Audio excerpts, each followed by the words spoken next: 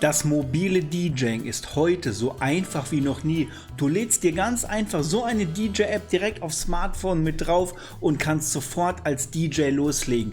Wie das funktioniert, welche App du dafür verwenden solltest, das erkläre ich dir jetzt hier in diesem Video. Viel Spaß! Mein Name ist Mike, ich bin Hochzeits- und Event-DJ. Früher, da war ich in Clubs und Diskotheken unterwegs. Heute bin ich der Spezialist für grandiose Hochzeiten und erstklassige Events. Hier auf meinem Kanal zeige ich dir, wie auch du als DJ starten kannst. Lerne von meinen Erfahrungen, Fehlern und Tipps und begleite mich durch meinen DJ-Alltag.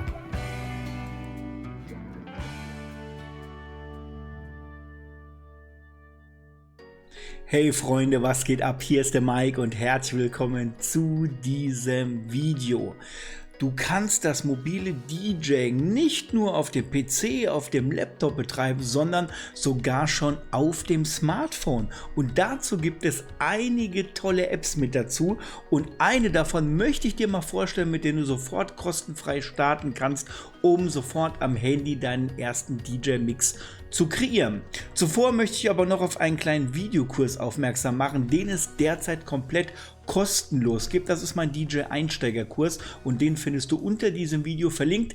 Das ist deine Eintrittskarte in die Welt des DJs. Und nun zeige ich dir, wie du sogar am Smartphone als DJ starten kannst. Los geht's! Für das Video hier habe ich mal mein Smartphone per Kabel an den PC angeschlossen, damit ich dir das Display mit einblenden kann. Und das mache ich jetzt auch mal. Denn auf dem Markt gibt es unglaublich viele DJ-Apps. Einige davon habe ich zum Beispiel hier schon in meinem DJ-Ordner mit drin. Eine der besten ist die untere mittlere, die WeDJ-App. Die ist von der Firma Pioneer und die kannst du hier kostenfrei über den App Store runterladen. Sobald du das gemacht hast, kannst du sie ganz einfach aufmachen und die DJ-Übersicht geht mit auf. Aufgebaut ist diese App ganz klassisch wie jeder DJ-Controller, wie ein klassisches DJ-Setup. Das heißt, links der rosane Kreis ist dein Deck Nummer 1, das linke Deck, und rechts der hellblaue Kreis ist dein Deck Nummer 2, das rechte Deck. Wir legen uns jeweils auf eins der beiden Decks einen Song mit drauf und mixen es mit dem anderen Deck zusammen. Ich habe jetzt den Ton von dem Smartphone mal ausgemacht, auch aus urheberrechtlichen Gründen, nicht, dass das Video später noch gesperrt wird. Deswegen hörst du jetzt keinen Ton bei allem, was ich dir jetzt hier zeigen werde. Funktionieren tut das Ganze ganz einfach. Du klickst oben links einfach auf, wo jetzt bei mir Demo-Track steht, einfach mit drauf. Dann öffnet sich deine Übersicht und du kannst unten über die Tracks, über die Artists oder über die Albums dir ganz einfach Songs auswählen, die hier mit drin sind. Oder links, wenn du keinen Song auf deinem Smartphone mit drauf hast, kannst du das unter anderem auch mit Online-Diensten koppeln, wie Beatport oder Soundcloud ist mit drin, oder auch auf deine Files drauf zugreifen. Ich habe jetzt was auf meinem Handy drauf, das sind Demo-Tracks, die habe ich jetzt hier schon mit reingeladen.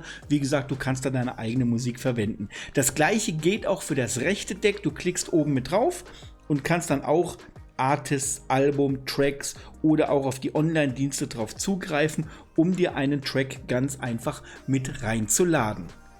Sobald du ein Deck jetzt im linken Deck mit drin hast, kannst du unten ganz einfach mal auf Play drücken und dann siehst du schon, wie sich der linke Kreis anfängt zu drehen. Der Song geht los, es pulsiert auch ein wenig und oben links in der Übersicht, wo Demo Track 1 steht, siehst du, wie der Balken sich nach vorne bewegt und der Song schon startet. Dasselbe kannst du auch auf dem rechten Deck machen und dort auf die Play-Taste unten rechts einmal mit draufdrücken, dann startet Track Nummer 2. So, jetzt laufen beide Tracks schon gleichzeitig und unten über diesen Regler, der hier unten, der sich jetzt bewegt, da kannst du ganz einfach in deinem Deck von das linke Deck auf das rechte Deck mit überblenden. Sozusagen, welches Deck gerade aktiv sein soll.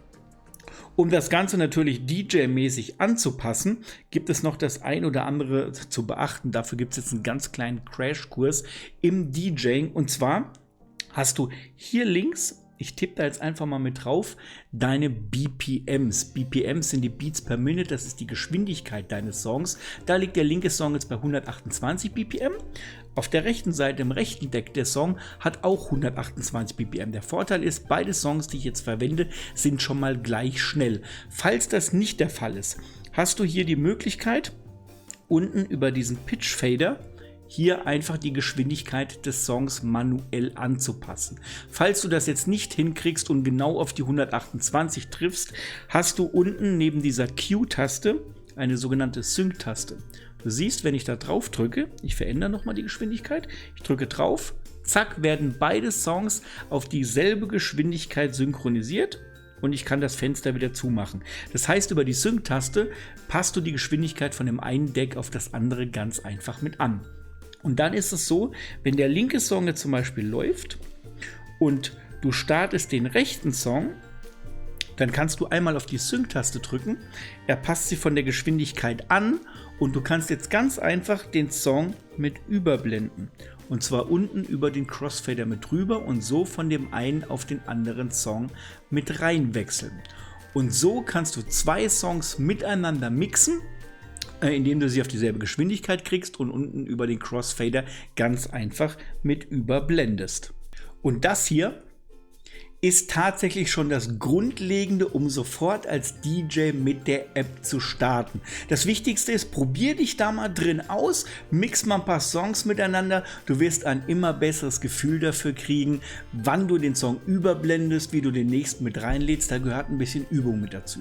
Aber natürlich hat die App noch viel, viel mehr Funktionen und die möchte ich dir jetzt einmal vorstellen, dass du deinen DJ-Übergang oder deinen Mix einfach noch ein wenig besser verfeinern kannst. Und dafür gehen wir nochmal in das Handy hier mit rein und ich zeige dir nochmal ein paar Funktionen mit dabei. Einerseits, wir fangen mal oben links an, auf dem lila Punkt, hast du die Möglichkeit, anstatt der beiden Plattenteller auch hier eine Übersicht des einzelnen Songs zu nehmen, wo du einfach auch reintatschen kannst und ihn von rechts nach links ziehen kannst. Das andere geht natürlich mit dem unteren Song auch.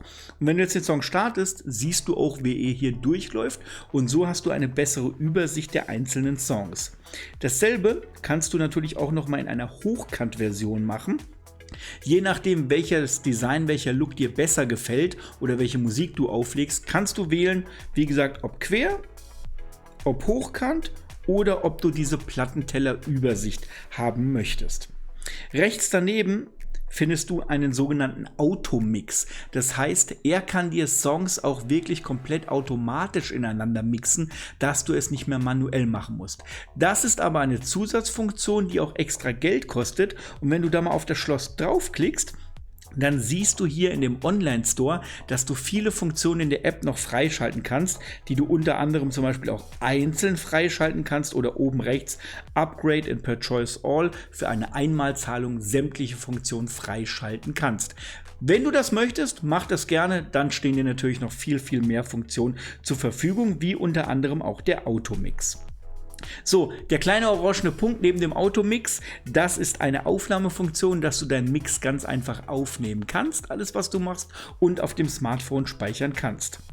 Oben rechts hast du das Zahnrad, da hast du verschiedene Einstellungsmöglichkeiten mit dabei, die zum Beispiel über die Audio-Einstellungen gehen, über verschiedene Details, die du noch mit einstellen kannst und du hast sogar eine Tutorial-Übersicht, wie du dir zum Beispiel original vom Pioneer noch weitere Tutorials angucken kannst. Unter anderem auch, wenn du das zum Beispiel mit einem Pioneer DDJ200 DJ-Controller oder einem der WeGo-Controller verwenden möchtest. Neben den beiden Demo-Track-Feldern hast du natürlich auch noch eine Kopfhörertaste auf dem linken Deck mit dabei oder auch am rechten Deck, die ich dir jetzt gerade mal aktiviere und deaktiviere. So hast du, wenn du ein entsprechendes Split-Kabel an dein Handy anschließt, auch die Möglichkeit, dir Kopfhörer zu verwenden und dort deine Titel unter den Kopfhörern natürlich vorzuhören. Links und rechts neben den Plattentellern hast du noch so zwei Quadrate in so einem Kreis als Feld mit dabei. Ich klicke mal auf das linke mit drauf, denn hier stehen dir jetzt noch unglaublich viele Möglichkeiten zur Verfügung. Wie unter anderem der Mixer. Und wenn du auf den Mixer klickst, hast du hier die Möglichkeit, die Lautstärke vom linken Deck zu regeln oder auch die Bässe, die Mitten oder die Höhen mit anzupassen oder auch über einen sogenannten Trim-Regler. Das ist auf einem DJ-Mischpult der Gain-Regler, die Lautstärke der einzelnen Tracks auch nochmal zu verfeinern. Also falls du diese Funktion möchtest, steht dir die links auf dem Button im Mixer-Bereich mit bereit. Genauso hast du die Möglichkeit, dir im Song auch verschiedene Cue-Punkte zu setzen, um dir zum Beispiel bestimmte Stellen zu markieren oder auch ab diesen dann immer zu starten. Das funktioniert ganz einfach hier über den Hot-Cue-Bereich. Auch gibt es einen Autoloop, sodass du jederzeit, während der Song ganz einfach läuft, auch einen Loop setzen kannst. Ich mache das jetzt zum Beispiel mal mit einem 4er-Loop. Und jetzt siehst du, wie sich oben die Anzeige verändert hat und sich diese 4 Beats, die da markiert sind, diese orange hinterlegt sind, sich einfach immer wieder wiederholen. Das kannst du natürlich auch noch mit 2 Beats machen. Das kannst du aber auch mit 8 Beats machen. Das kannst du mit einem Beat machen, einem halben, einem Viertel, einem Achten und einem Sechzehntel. Das wird richtig verfeinert. Drückst du nochmal drauf, schaltest du das Ganze natürlich auch wieder aus. Neben der Auto-Loop-Funktion hast du auch einen manuellen Loop, sodass du nicht nur auf den Beat synchron reingehen kannst, sondern auch dann, wann du es möchtest. Das funktioniert dann über den manuellen Loop, dass du sagst, hey, du gehst da jetzt rein, drückst einmal auf In, drückst noch einmal auf Out und hast dir deine Markierung in dem Song jetzt selber gesetzt, die einfach wiederholt werden sollen. Das Ganze kannst du über eine Taste auch halbieren oder unten über die x2 auch natürlich verdoppeln. Klickst du auf Exit, geht der auch ganz einfach wieder raus. Unten links daneben gibt es noch die Combo FX, wo du die Möglichkeit hast, dir einfach verschiedene Soundeffekte draufzulegen und die jetzt, wenn du einfach drüber ziehst, du hörst das jetzt nicht, weil der Sound gemutet ist, einfach zu verwenden. Da kann ich den Tipp geben, probier das einfach mal mit aus. Die FX damit zu arbeiten, ist wirklich echt cool und macht auch sehr, sehr viel Spaß. Genauso hast du rechts daneben ein Pad FX mit noch weiteren Soundeffektfunktionen mit dabei, die du ganz einfach mit einem Button aktivieren kannst. Du siehst da schon, da sind von Roll, Sweep, Flanger, Echo und Reverb mit dabei. Da kann ich dir den Tipp geben, Effekte, probier dich da mal selber durch. Das eine oder andere wird dir gefallen, anderes vielleicht nicht, aber damit kannst du deinen Mix nochmal ein wenig verfeinern. Und unten links gibt es noch den Sampler, über welchen du noch verschiedene Soundeffekte mit reinschneiden kannst. Zum Beispiel von einem Clap Snare, über einen Drop FX, bis dieses typische Horn, was es unter anderem als DJs in den typischen Soundeffekten mit drin gibt. Da brauchst du nur einmal draufdrücken, das Ganze wird aktiviert und sobald es abgespielt worden ist, geht es auch automatisch wieder auf. Gerade über den Clap Snare, über den Kick oder über das Head hast du die Möglichkeit, auch verschiedene Beats manuell mit reinzumachen und zum Beispiel auch öfter mal drauf zu drücken und dir deinen eigenen Rhythmus zu kreieren. Unten hast du noch einen Lautstärkeregler, der die Lautstärke dieser Effekte einfach nochmal mit regelt. Und das letzte ist nur nochmal Panel Close, das das Ganze wieder zumacht.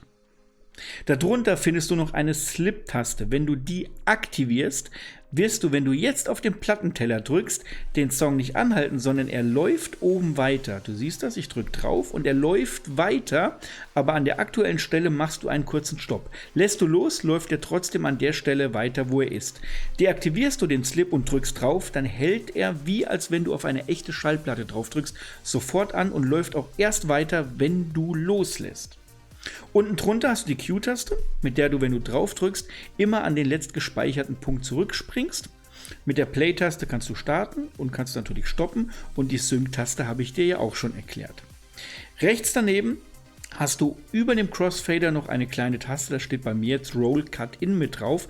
Über die Edit-Taste kannst du dir dort auch aber ganz verschiedene Effekte mit reinlegen. Du kannst dir auch über die Bezahlversion, über ein Upgrade natürlich weitere mit freischalten.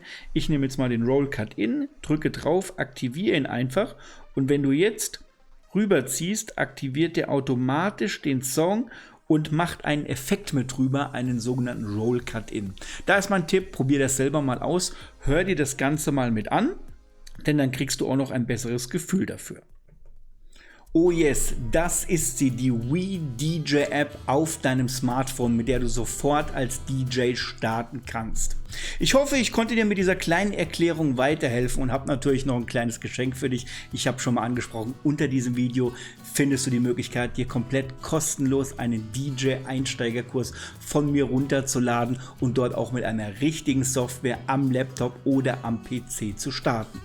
Wenn du ansonsten noch Fragen zur Wii DJ App hast, stell sie ganz einfach unten in die Kommentare mit rein. Oder wenn du dir mehr Videos und Tutorials, vielleicht auch zu bestimmten Funktionen in der Wii DJ App wünschst, dann schreib mir das bitte auch einfach mit drunter. Und ansonsten für mehr Videos, lass gerne ein Abo da, dann erwarten dich jede Woche brandneue Videos, Tutorial und Anleitungen. Ansonsten sage ich vielen Dank fürs Einschalten, ich wünsche dir alles Gute und viel Spaß beim Üben und wir sehen uns im nächsten Video wieder. Mach's gut, ciao ciao, der Mike.